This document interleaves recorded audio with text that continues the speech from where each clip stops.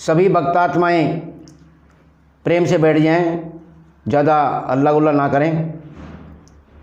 ये सत्संग में संतों के विचारों को बताया जाता है और सत्संग में आने से ही इस आत्मा को पवित्रता मिलती है। सत्संग के माध्यम से ही ज्ञान मिलता है। ये जितनी भी हम बाहरी पाखंड पूजा करते हैं, ये पाखंड पूजा से मोक्ष नहीं मिलता है।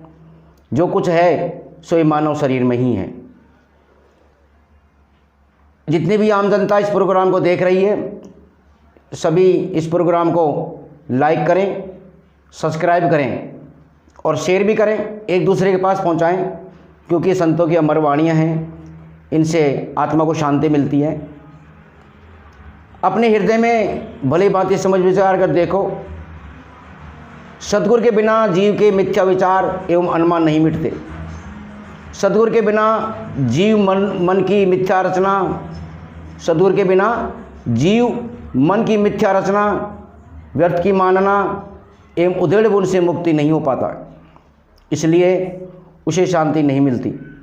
सद्गुरु के बिना जीव का भला यानी हित नहीं होता और सद्गुरु के बिना जीव के मोह एवं अज्ञान की अंधकार छिन्न भिन्न नहीं होता। जीवन कल्याण की प्राप्ति के लिए सत्य ज्ञान रूपी सूक्ष्म युक्ति सद्गुरु से ही प्राप्त होती है। सद्गुरु जीव के अनेक जन्मों का अज्ञानता रूपी आवरण हटा देते हैं। शरणागत जीव को वे सदैव सदाचार एवं ज्ञान सत्संग में रखते हैं। उसे निरंतर भक्ति साधना कराते हुए उसके पूर्व जन्मों के कुसंस्कारों के पर्दे हटा देते हैं। सद्गुरु कहते हैं कि सद्गुरु बताते हैं कि वे सारे उपदेश से जीव को सत्य लिखाते और परखाते हैं। ज्ञान साधना द्वारा आत्म साक्षात कराकर जीव और शिव को एक ठहराते हैं, अर्थात जीव के अपरोक्ष चैतन्य स्वरूप एवं परोक्ष ईश्वर को एक समान तोलकर समझाते हैं, जिससे जीव भ्रमित नहीं होता और परमात्मा सोती आत्मा को जगाते हैं। जैसे एक बच्चा सो जाता है तो उसकी माँ बड़े प्यार दुलार से उसको जगाती है, इसी प्रकार परमात्मा इस जीव को जगाते हैं, इस आत्मा को जगाते हैं। जीवन के अंत में जब संसार से चलने का समय आता है तो लोग हमको चादर उड़ा देते हैं, इस शरीर को चादर उड़ा देते हैं। व्यक्ति की मृत देह को चादर उड़ा दी जाती है। मरते समय जब देह से प्राण और चेतन आत्माराम निकलने लगते हैं तो दोनों आंखों की पुतलियां उलट जाती हैं। व्यक्ति की मृतदेही यानी लाश को जब भीतर से बाहर लाते हैं तब उसकी महल अटारी सब छूट जाती है।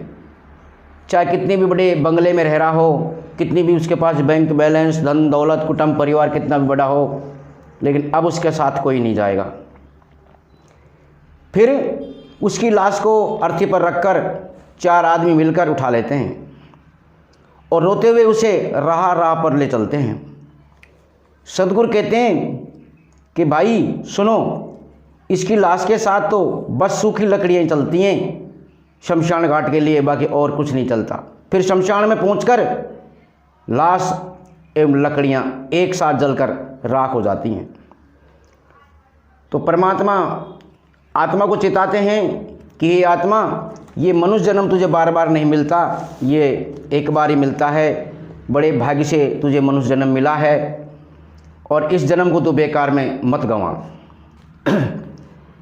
तो एक चेतावनी भजन है, सतगुरु कबीर साहब ने अपनी अमर वाणियों में, अमृत वाणियों में जीव को, संसार के जीवों को जगाया। तो अमर वाणी में क्या बताया है? और अमर वाणी वैसे ज़्यादा कठिन नहीं है, वैसे सरल ही हैं, समझने लायक हैं, अनपढ़ से अनपढ़ आदमी भी समझ जाता है।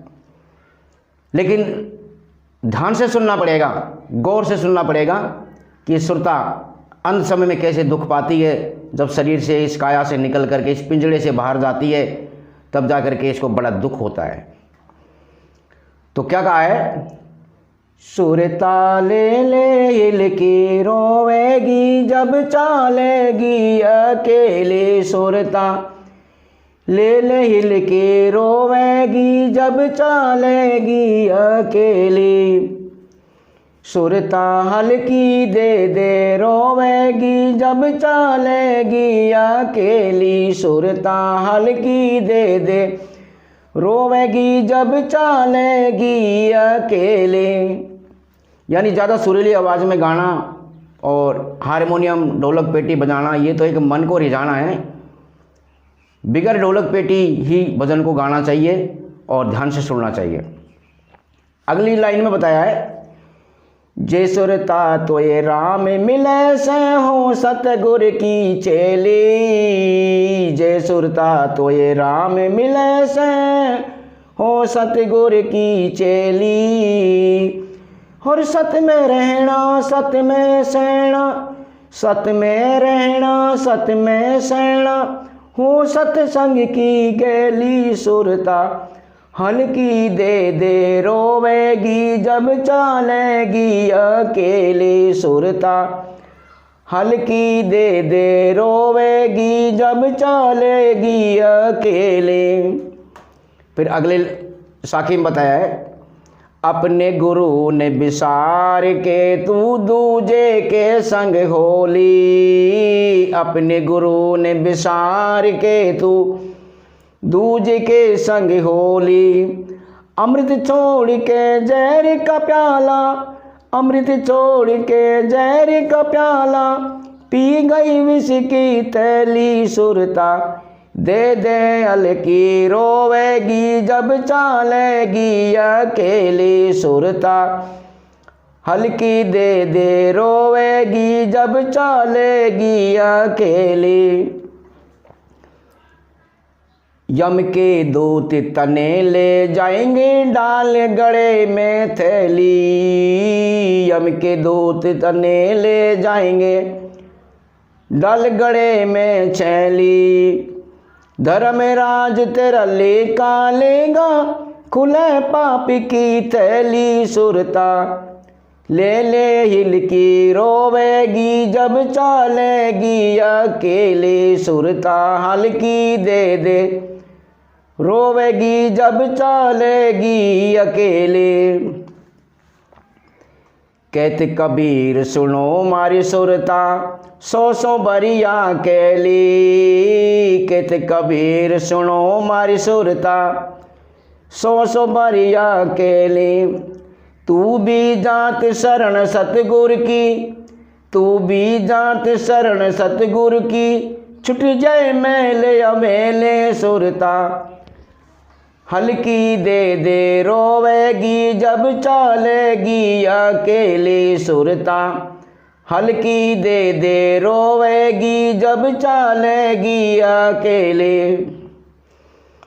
तो इस वाणी में कहा है, अंत समय में जब सारे पाप और पुण्य कर्म कर लेती है ये आत्मा, तब इसके साथ में कोई नहीं चलता। जब हिलकी दे दे हिलकी ले लेके रोती है, कहा है कि सुरता हल्की दे दे रोवेगी जब तू चालेगी अकेली। जब तू संसार छोड़ के जाएगी ना, जब तू हिलकी दे दे रोएगी। क्यों? कि शरीर तेरा जर्जर हो जाएगा, कानों से सुनना बंद हो जाएगा, आंखों से देखना बंद हो जाएगा, मुंह से दांत निकल जाएंगे और तेरी आत्मा ये शरीर बिल्कुल कमज़ोर हो जाएगा। उस टाइम तो रोने के अलावा हिलकी दे दे के रोने के अलावा तेरे पास और कुछ नहीं रहेगा। जे सुरता तो राम मिले से हो सतगुर की चेली। और सत में रहना सत में सहना हो सत्संग की गैली। कि सत्यता में रहना और सत्यता ही सहन करना और सत्संग के रास्ते में लगे रहना। फिर कहा है, अपने गुरु ने विसार के तू दूजे के संग होली। अपने गुरु यानी सतगुरु परमात्मा को छोड़ करके तू अन्य ये साधु संतों के चक्कर में मत पड़। क्योंकि संसार में पाखंडी साधु संत बहुत हैं, मनुवादी साधु बहुत हैं, मनुवाद संत बहुत हैं जिन्होंने मनुवाद का मसाला मिला रखा है और अपने आप को परमात्मा मानते हैं। ये सब पाखंडता है। फिर कहा है, यम के दूत तने ले जाएंगे, डाल गले में छैली, यानी तेरे यम के दूत आएंगे जब तेरे गले में फांस यानी फांसी लगा करके या कैसे भी करके तुझे ले जाएंगे, उस टाइम तेरे साथ कोई नहीं रहेगा। फिर धर्मराज तेरा लेखा लेगा, वहाँ जा कर के धर्मराज भी है, जो धर्मराज भी लेखा मांगेगा। उस लेखे के माध्यम से खुले पाप की थैली, जो हमने पाप रूपे कर्म किए वो सब जोड़ जुगाड़ है, वो सारा वो पोल हमारी खुल जाती है। तो कहा है कि कहें तो कबीर सुनो हमारी सुरता, कहें तो कबीर सुनो हमारी सुरता, 100 बरिया कहली, तुझे 100 बार मैंने जगाया। हे सुरता, मैंने तुझे 100 बार जगा लिया, लेकिन तू भी जात शरण सतगुर की, ये छुट जाए महल हवेली। सुरता हल्की दे दे रोवेगी, जब तू चालेगी अकेली। तो सभी भक्तात्माओं से मेरा ये निवेदन है कि रूढ़िवादी पाखंडता है, इसको छोड़ें। ये देवी देवताओं में, भूत विद्या में, माता परित भैरव भूमिया में हम आस्था लगा कर बैठे हैं। ये हमें मोक्ष नहीं दे सकते, ना ही हमारा साथ दे सकते, ना ही हमारा कल्याण कर सकते। और परमात्मा की भक्ति करें, पाखंडता से बचें और रूढ़िवादी से हटकर रहें। बोलो सतगुरुदेव की जय हो, संत समाज की जय हो, साहेब बंदगी।